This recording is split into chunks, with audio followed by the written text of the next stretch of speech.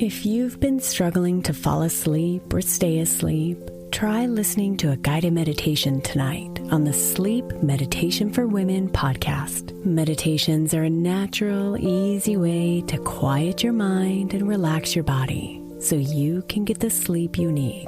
Every night, Sleep Meditation for Women provides a new episode, from body relaxations to guided visualizations and even dedicated sleep sounds.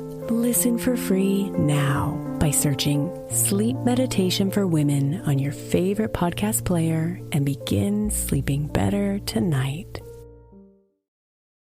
Before we start, please check out our new podcast, Good Sleep.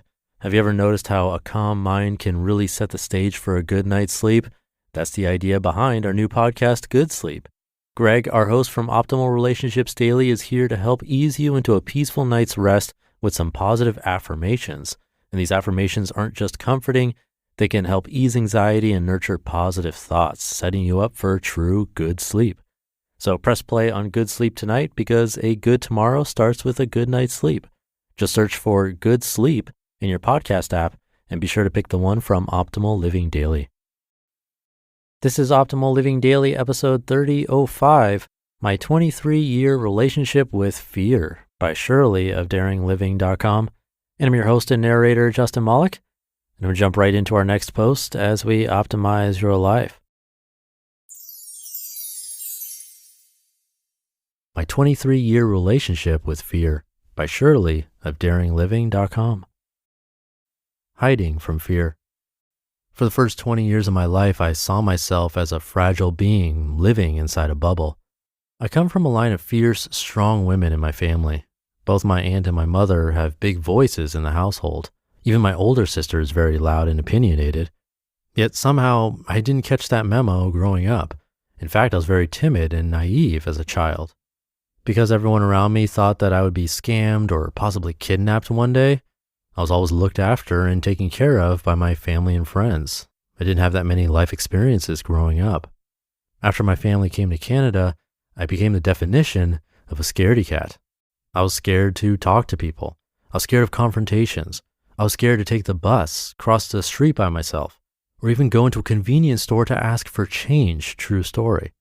When I was around 15 years old, I remember one night sobbing uncontrollably in my room because I was so afraid to go to school the next day, to face my peers, my teachers, and to speak in class. I felt so worthless that I honestly didn't know how I was going to survive in life. Yes, pretty dramatic as a kid. Confronting fear. After I entered university, I purposefully decided to face fear head on. I decided that I was going to try every possible safe thing that I was too scared to do.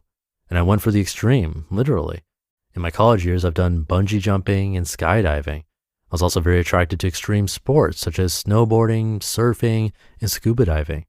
I went backpacking for 2 weeks, and every day I went to sleep with an anxiety that I would not be able to go home. You see, I wanted to understand and feel every fear possible so I could overcome it. Besides physical fears, one of my biggest social fears growing up was public speaking. I was always conscious and sensitive when I was in the center of attention. I'm a deep feeler. When I feel fear and anxiety, I feel it to my very core. Whenever I had to make a presentation, no matter how hard I practiced the night before, I'd blank out during my speech and forget my lines on the spot. My voice would crack, my hands would tremble, and my heart would beat so fast and loud that I was sure the people beside me could hear. Ironically, that was one of the reasons why I chose business as my major after high school. So I had no choice but to consistently be out there and present myself in front of people. Looking back now, I realize the majority of my decisions during my post-secondary years ultimately stemmed from an underlying element of fear, from choosing my major to joining student clubs to making presentations in public to meeting new people, etc. FEAR. So by this point, you're probably anticipating and waiting for my big announcement saying, after so many times confronting fear, I finally learned to overcome my fears. I am now fearless. Sorry, but that's not exactly what happened. In fact, the more I experienced fear, the more I am certain that I will always be afraid. Public speaking is something that will just never be my nature. It doesn't matter how many times I practice, I will always feel the anxiety whenever I'm speaking in front of a group of people. But because I now understand what that feeling is like, I'm able to tame it better. I choose to embrace the fear of public speaking, sit with it, and ultimately make peace with it. And you bet that I practiced hard throughout the past 3 years how scared I felt every time when I was on stage and how I embarrassed myself in front of people countless times in order to be at where I am today. Sitting with fear. Quote, everything you've ever wanted is on the other side of fear. Jack Canfield. Be aware of what fears are surfacing for you. There's a reason they're there and they mean something to you. You cannot get rid of your fears because they make up who you are. Everyone will have different fears depending on their personality and values. There's the fear of social anxiety, fear of rejection, fear of loneliness, fear of failure. And as you move on to different stages in life, you may be forced to meet brand new fears that you had not even known before. It is then in those moments you have the choice to avoid them and run away, or you can choose to feel them and sit with them. Dear friend, to live a wholehearted life means to embrace and accept every piece of us, including our insecurities, our imperfections, and our fears. I know very well that sometimes that feeling is so daunting that just thinking about it makes your stomach turn, your voice tremble, and your fingers go cold.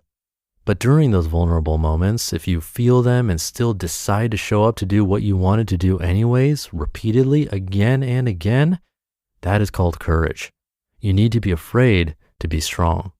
You need to face your fears to be better than who you were. And it is only when you embrace yourself completely can you truly live a more honest, courageous, and daring life.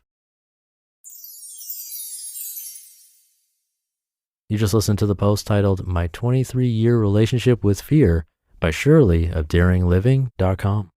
Something always comes up when you're running a small business. Take the pain out of payroll, benefits, and HR and put the joy back in running your business with Gusto. Gusto's payroll and HR services can make it a little easier. Gusto was designed for you, the small business owner. They take the pain out of running a business. Automatically calculating paychecks, filing payroll taxes, setting up open enrollment, Gusto does it all. And want more? Time tracking, health insurance, 401k, onboarding, commuter benefits, offer letters, access to HR experts. You get the idea. With Gusto, you can focus on the joy of running your business. It's super easy to set up and get started. And if you're moving from another provider, Gusto can transfer all your data for you. It's no surprise 94% of customers are likely to recommend Gusto. 94. Here's the best part. Because you're a listener, you get 3 months totally free. All you have to do is go to gusto.com/old. Again, that's gusto.com/OLD. I'm telling you, you're going to love Gusto. Get started today. Thank you to Shirley. I can definitely relate to this in different ways. Always having issues with public speaking and also ending up as a business major, and also realizing I'll always have that fear in there somewhere. But you do become somewhat immune or numb to it in a way when you're forced to do it all the time, or if you're courageous enough to force yourself into situations you fear.